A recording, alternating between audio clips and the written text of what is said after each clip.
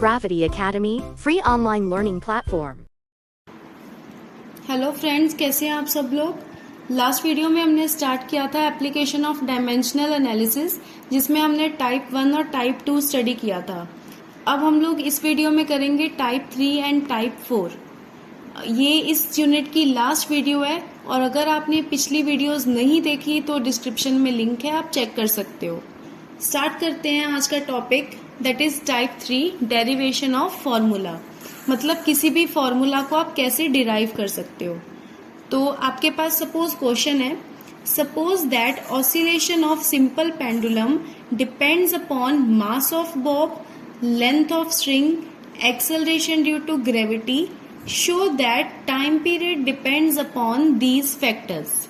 ठीक है, आपको क्वेश्चन कुछ इस तरह से आता है कि आपको कोई भी एक क्वांटिटी दे रखी होती है that depends on some other quantities, तो आपको उससे फॉर्मूला कैसे डिराइव करना है। ठीक है, तो इसको आप स्टेप बाय स्टेप कर सकते हो। आपको फाइंड क्या करना है, यहाँ पे शो करना है कि जो टाइम पीरियड है it depends upon the above factors. Let कर लेते हैं टाइम पीरियड भी टी।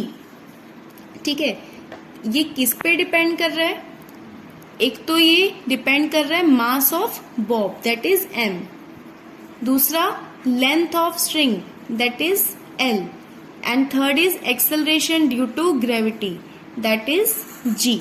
ठीक है, अब हमें नहीं पता वो कैसे डिपेंड कर रहा है, इनवर्सली प्रोपोर्शनल है या डायरेक्टली प्रोपोर्शनल है। तो हम क्या करेंगे, क्योंकि हमें फॉर्मूला डिराइव करना है तो हमने इसकी कुछ पावर्स कंसिडर कर ली।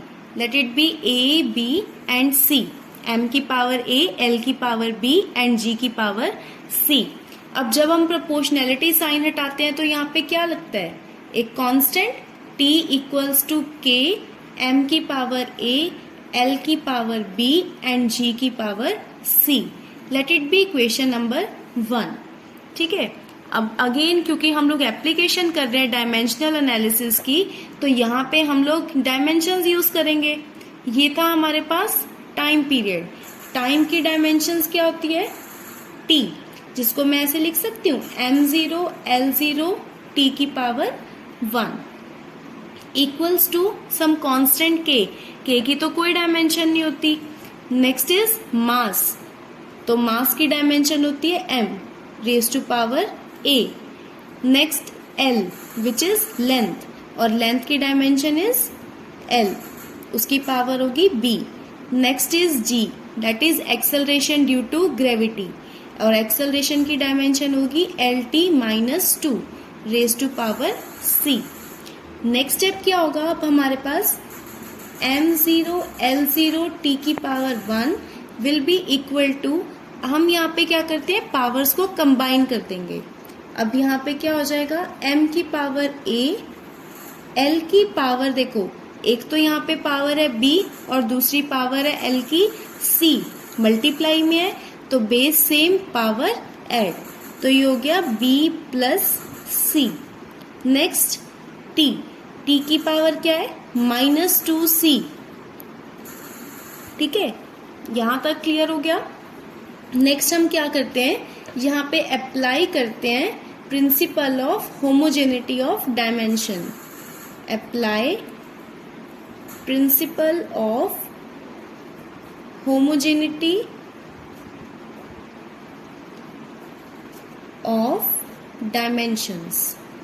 इसका मतलब क्या है, यहाँ पे देखो जैसे हम लोग छोटी क्लासेस में करते थे इक्वेशंस, जब हम लोग का कोई भी इस तरह से, लाइक फॉर एग्जांपल x की पावर होती थी a और यहाँ पे x की पावर होती थी 2, तो हमें a की वैल्यू फाइंड करनी थी। हम क्या करते थे, इक्वेटिंग बेस। ठीक है, जब बेस सेम होता था तो पावर्स भी इक्वल होती थी। तो सिमिलरली हम यहाँ पे भी यही काम कर रहे हैं। लेफ्ट हैंड साइड में mlt है, राइट हैंड साइड में भी mlt, तो उनकी पावर्स भी क्या होगी, सेम। तो यहाँ पे a है m की, ठीक है, और यहाँ पे कितना है 0, और क्या है l की पावर है यहाँ पे b प्लस c और यहाँ पे 0। अगेन t की पावर है यहाँ पे माइनस का 2c और यहाँ पे 1। ठीक है, तो a की वैल्यू यहाँ से हमारे पास 0 आ गई, c की वैल्यू यहाँ से क्या आएगी -1/2। अब b की वैल्यू फाइंड कर सकते हैं c की वैल्यू यहाँ पुट करके, तो ये हो जाएगा b प्लस c की वैल्यू थी -1/2 इक्वल्स टू 0, तो b आ गया हमारे पास 1/2। अब हम क्या करेंगे, इन a, b और c की वैल्यूज पुट कर देंगे इक्वेशन नंबर 1 में।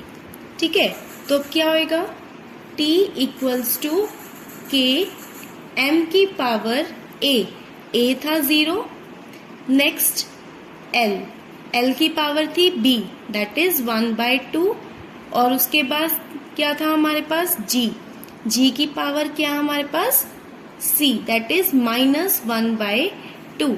तो ये अब क्या बनेगा, t will be equal to k, then m की power 0 will be 1 because anything raise to power 0 is 1। तो ये हो गया l की पावर 1/2 और g की पावर -1/2 को मैं नीचे लिख सकती हूँ, दैट इज g की पावर +1/2। कंबाइन करके बन जाएगा l/g होल पावर 1/2। तो यहाँ से t की वैल्यू क्या है, k, जब रूट है, रूट को हम पावर है 1/2, इसको हम लोग स्क्वायर रूट की फॉर्म में लिख सकते हैं l/g। तो ये आ गया हमारे पास फॉर्मूला फॉर टाइम पीरियड। तो आई होप ये वाला टॉपिक क्लियर होएगा आपको। तो नेक्स्ट अगेन आपके पास ये आपका होमवर्क है एक तरह से, you can try this and comment me in the comment box. तो क्वेश्चन था, given the frequency of string depends upon length, tension and mass per unit length, use method of dimensions to establish the formula. एक चीज का ध्यान रखना है, यहाँ पे मास नहीं है, यहाँ पे है मास पर यूनिट लेंथ। तो इसकी डायमेंशंस क्या बन जाएगी हमारे पास, ml-1 मास पर यूनिट लेंथ।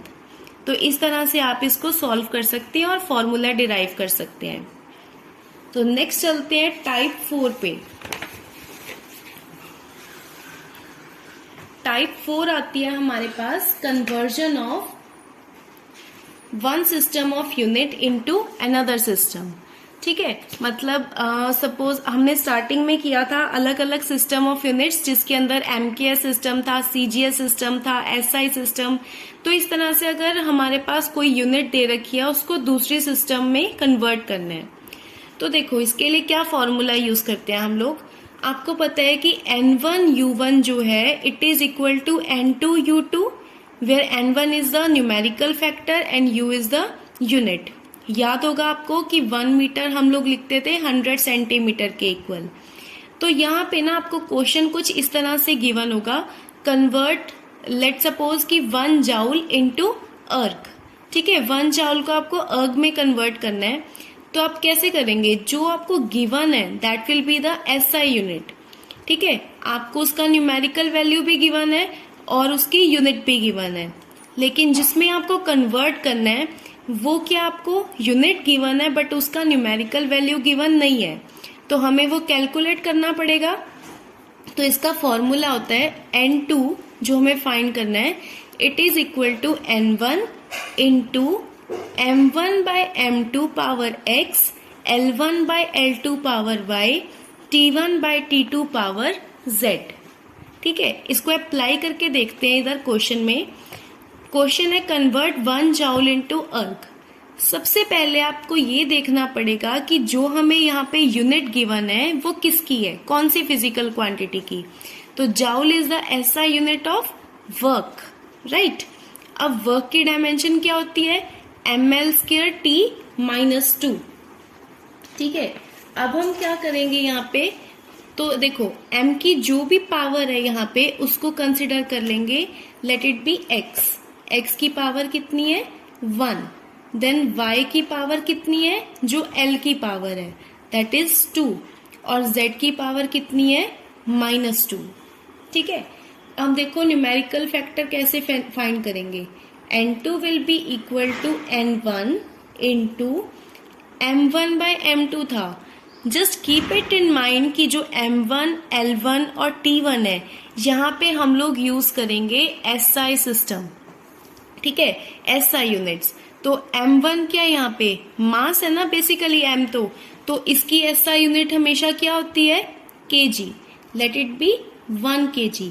और जो नीचे वाली टर्म्स होंगी m2, l2 और t2, इनको हम लोग यूज करेंगे इसके अंदर CGS यूनिट, ठीक है, ये आपको याद रखना है। तो ये हो गया 1 ग्राम्स होल पावर x, और x कितना है 1। देन L1 लेंथ कितने में होती है हमारी जो SI सिस्टम होती है, दैट इज 1 मीटर, और CGS सिस्टम में हम लोग लिखते हैं सेंटीमीटर। पावर y, और y कितना है 2। नेक्स्ट टाइम की तो SI यूनिट भी सेकेंड्स है और CGS यूनिट भी second. 1 second by 1 second power z, that is -2, ठीक है। फिर ये क्या बनेगा, N1 कितना है आपके पास, न्यूमेरिकल वैल्यू दैट इज 1। अब देखो इनको हम लोग ऐसे तो कट कर नहीं सकते, तो 1 kg जो है और 1 ग्राम्स, 1 kg में कितने ग्राम्स होते हैं 1000 ग्राम्स, और नीचे 1 ग्राम्स पावर 1। सिमिलरली 1 मीटर है और नीचे 1 सेंटीमीटर, तो इनकी यूनिट्स कट करने के लिए मीटर को मैं सेंटीमीटर में कन्वर्ट कर रही हूँ। तो 1 मीटर इक्वल्स टू 100 सेंटीमीटर, और नीचे 1 centimetre as it is. 1 second से 1 सेकेंड तो वैसे ही कैंसिल हो गया, तो ये बचा है, राइट। अब ये क्या हो जाएगा, ग्राम से ग्राम कैंसिल, तो 1000 की पावर 1, इसको मैं ऐसे लिखती हूँ 10⁻3, और इधर 1 था तो something multiply 1 is something itself. और सेंटीमीटर से सेंटीमीटर कैंसिल, ये हो गया हमारे पास 100 का स्क्वायर, तो ये हो गया 10 की पावर 3 इंटू ये 100 मतलब 10 की पावर 2 इसका स्क्वायर, तो ये क्या बनेगा 10 की पावर 3 इंटू 10 की पावर 4। तो again base same, power add, तो आंसर विल बी 10⁻7। तो आपके पास N2 की वैल्यू आ गई 10⁻7। तो अगेन अब हम लोग क्या करते हैं, ये जो रिलेशन था हमारे पास N1U1 इक्वल्स टू N2U2, इसमें पुट कर देते हैं। N1U1 क्या था, न्यूमेरिकल वैल्यू जो थी फर्स्ट 1, और जो U1 था दैट वाज जाउल। तो 1 जाउल इक्वल्स टू N2 की वैल्यू है 10⁻7, और यूनिट क्या थी अर्ग। तो हमारे पास जो रिलेशन है वो क्या बन गया, 1 जाउल इक्वल्स टू 10⁻7 अर्ग, राइट। अब आप सेकेंड जो क्वेश्चन है, again you can try it yourself, convert 1 newton into dyne. सबसे पहले इसमें हम क्या करेंगे, देखेंगे कि न्यूटन किसकी SI यूनिट है, it is the SI unit of force. तो फोर्स की डायमेंशन कंसिडर करेंगे। ये डायमेंशन कंसिडर करने का मोटिव क्या है हमारा, यहाँ पे A, B और C, और you can say X, Y, Z की पावर्स फाइंड करना, ओके। सो स्टूडेंट्स, अगर आपको आज का टॉपिक समझ आ गया तो चैनल को सब्सक्राइब और वीडियो को लाइक ज़रूर कर देना, और साथ ही शेयर करना अपने फ्रेंड्स के साथ। तो मिलते हैं अपनी नेक्स्ट वीडियो में, तब तक के लिए बाय।